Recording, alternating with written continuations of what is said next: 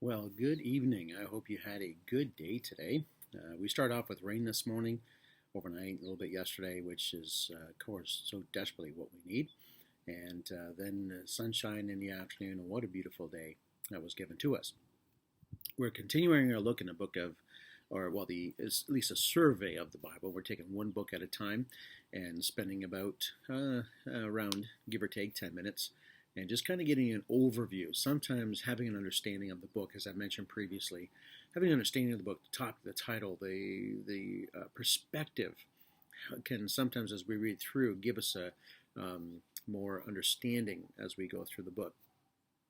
And as you notice, I am on the deck again tonight. I'm going to try and take advantage during our nice seasons as much as possible to be out here and enjoy the ability to be able to do this.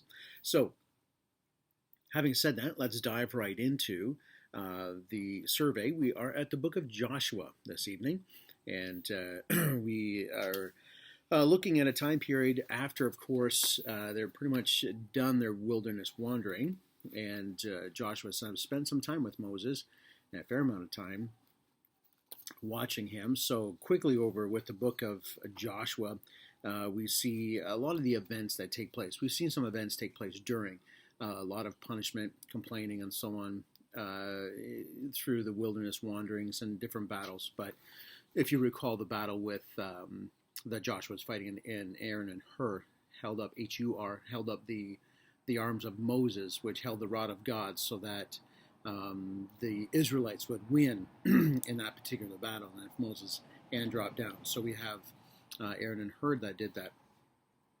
So famous stories include here in the book of Joshua would be, of course, the event of Jericho coming right in, and just preceding that would be the ark coming in, and as they would cross, and of course the Jordan River opening up, and then of course the events of Jericho, and then we find as well with the events of Ai. Let's not forget that as well, and the cost that ensued with one person who took what belonged to the Lord. And so we have, of course, that in chapter 6. We have, of course, we're introduced to the ones who helped a couple spies. We have Rahab the harlot and her family, and she believed, and she, of course, is into the lineage of Christ. What an amazing thing. And as well, in chapter number 10, we have Joshua asking the Lord to allow the sun to stand still so that they can finish out a battle for which they were doing. Some familiar verses I want to read for you. Chapter number 1 and verse number 8 we're going to start off with, and verse number 9. This book of the law shall not depart out of thy mouth, but thou shalt meditate therein day and night, that thou mayest observe to do according to all that is written therein. For then thou shalt make thy way prosperous, and then thou shalt have good success. Verse number 9 states, have not I commanded thee? Be strong and of a good courage. Be not afraid, neither be thou dismayed, for the Lord thy God is with thee, whithersoever thou goest. And in another one in chapter number 6 of Joshua, and we find in verse number 10, Joshua talking to the army, and says, and Joshua commanded the people, saying, ye shall not shout, nor make any noise with your voice, neither shall any word proceed out of your mouth until the day I bid you shout. Then shall ye shout. And so this is the event of the Israelites walking around the city of Jericho. So they would leave their camp, walk around the city once for 6 days, and then on the seventh day, 7 times. And so quite the event that took place there. Now, the first 3 chapters of Joshua cover the battles of Israel with Jericho, and as well as Ai. As I just mentioned, chapters 9 through 12 talk about the continued battles and conquest, and of course the sun stopping in the sky. And then chapters 13 through 24, we have the land divided amongst the tribes. And you remember, there's 2.5 tribes on the east side of the Jordan River, and half the tribe of Manasseh. And chapters 23 and 24 includes a farewell address that Joshua gave the people of Israel. And Joshua dies at the age of 110 years old. So as we look at this, Joshua, of course, the son of Nun, N-U-N, more likely the penman but of course God is the author of the book. And we find here this man, it provides an overview of the military campaigns to conquer the land that God had promised to Abraham, Isaac, and to Jacob. Following the exodus from Egypt and the subsequent 40 years of the wandering wilderness, the newly formed nation is now poised to enter the promised land. They conquer the inhabitants and occupy the territory that God had given to them. The overview that we have abbreviates some selected details of many of the battles in the manner of which the land was not only conquered, but also divided amongst the tribes. And again, I want to read chapter 24. And as Joshua gets to the end of his life, in very familiar verses 14 and 15, he gives a charge, and he reminds them, if you would take the time to read, he reminds them of what God had done for them, and no doubt remembering the time in the wilderness and so on. He says, "Now therefore fear the Lord and serve him in sincerity, genuineness, and in truth, and put away the gods which your fathers served on the other side of the flood and in Egypt, and serve the Lord. And if it seem evil unto you to serve the Lord, choose you this day whom you will serve, whether the gods which your fathers served, which were on the other side of the flood, or the gods of the Amorites, in whose land ye dwell. But as for me and my house, we will serve the Lord." And so quite challenge, very familiar challenges that we find. Of course, we find the Chronicles, approximately 20 years of Joshua's leadership after Moses anoints him. And of course, Moses is taken care of by the Lord. He dies and God buries him. And so we very quickly, again, another way of dividing it, in chapters 1 through 12, we find the entering and conquering of the promised land. 13 through 22, the instructions for distributing the portions of the promised land. And also remember that the Levites did not get portions of land. Their portion was the temple of God and the tabernacle. And in, of course, chapters 23 and 24 will be Joshua's farewell.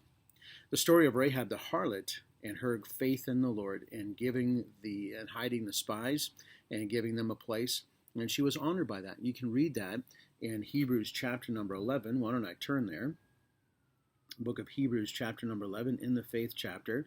What an amazing thing to be mentioned.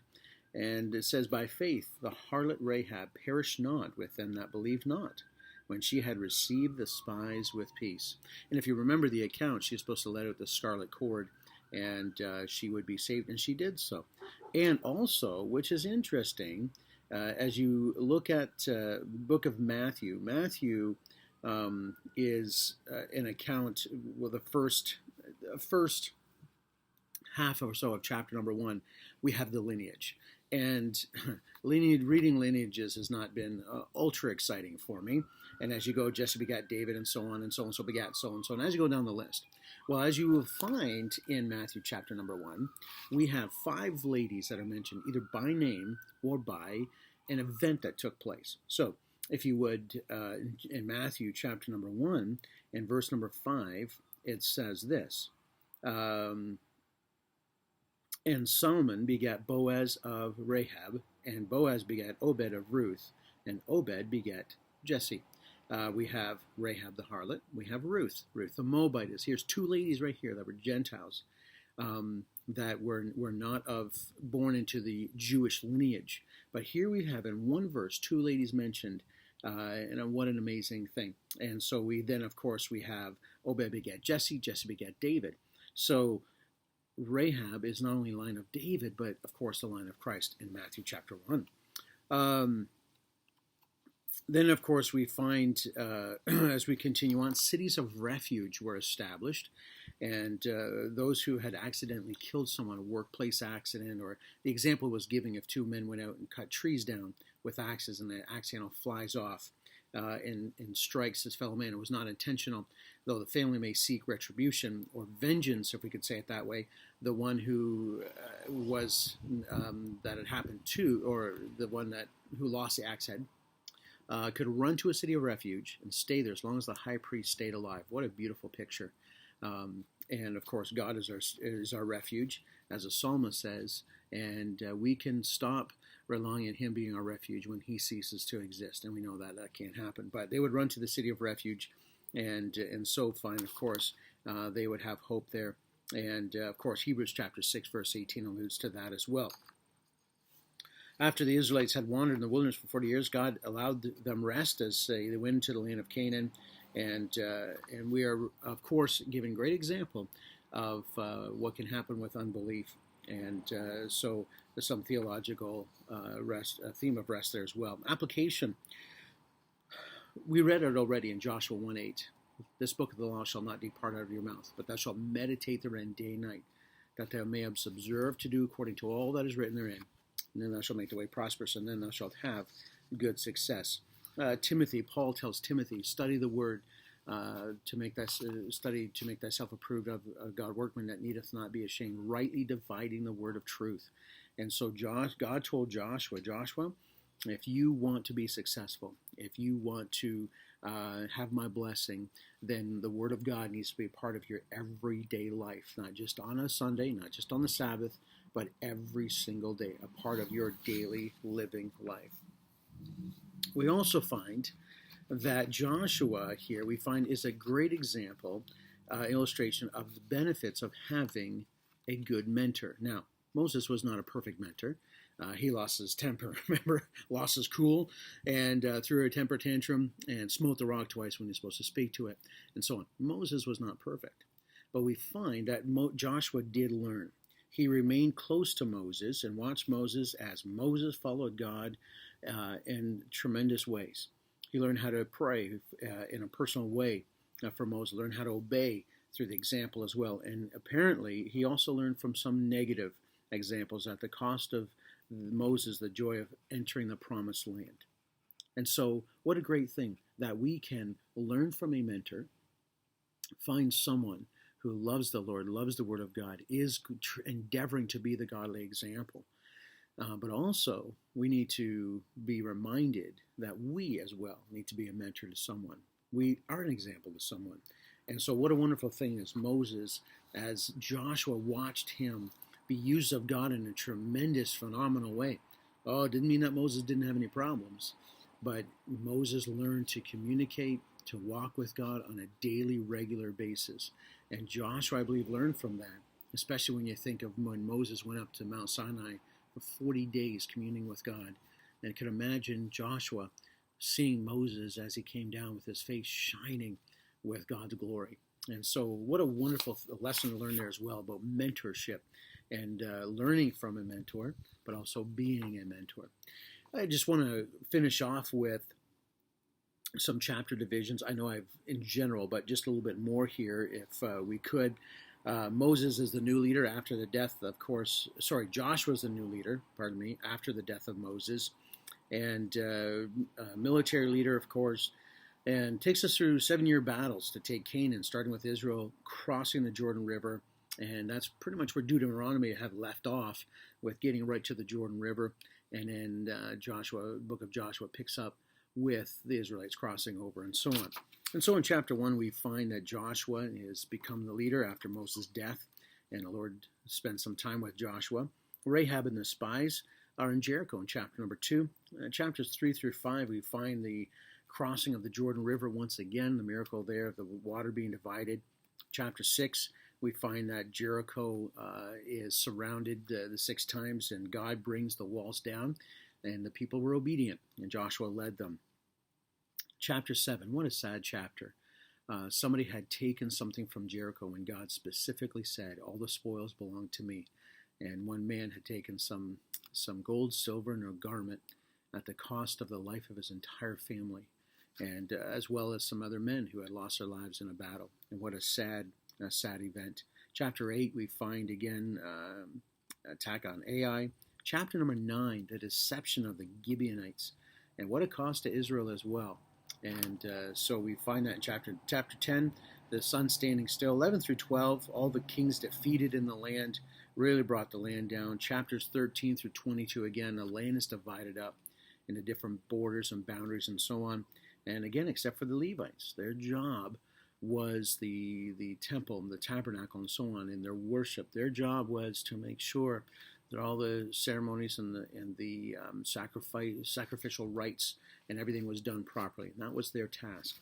And of course, this is where we find, of course, as well, with tithing comes in, because the priest, the line of Aaron, did not have land. They were not shepherds. They were not farmers. They were not vineyard owners, and so on, husbandmen of vineyards. So God had provided a way that people would tithe and bring in, and those that serve the Lord in that regard of the tabernacle or before the Lord and sacrificing, the priest, would be able to benefit from the tithe so that they could be looked after. And what a wonderful program God made.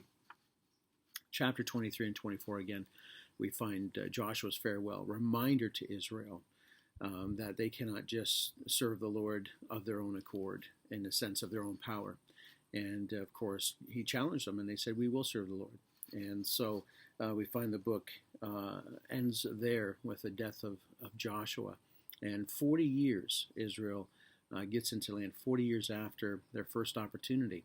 And they did not believe God. But we do find that Joshua and Caleb, if you remember, Caleb said, "Hey, there's that mountain that's mine. God gave to me, and I want that mountain. Let me in." And so what a tremendous account. So on. And so what great examples. We start off with the book of Joshua with the Lord coming to him, spending some time with him, and said, "Hey, if you want to be successful, if you want my blessing, then my word needs to be a part of your life so that you know what I want you to do, so that you're able to do what I want you to do and be obedient to me." And then, of course, we find right through the end, some 20 years, Joshua still says, "Hey, you can serve who you want." And after all that God has done for you, after everything he's brought you through, everything he's provided you, if you still don't think it's right to serve God, then pick one. But me and my family, we're going to serve God because of what he has done and how he has blessed so much. And so again, remember, you are either being mentored or you are a mentor. And so if you are, be a good, godly one. And if you're watching a mentor, make sure you pick one that'll help you to grow spiritually and encourage you. Thanks for joining. It's great to have you. Next week, we'll look at the book of Judges. Have a great rest of the evening and the week.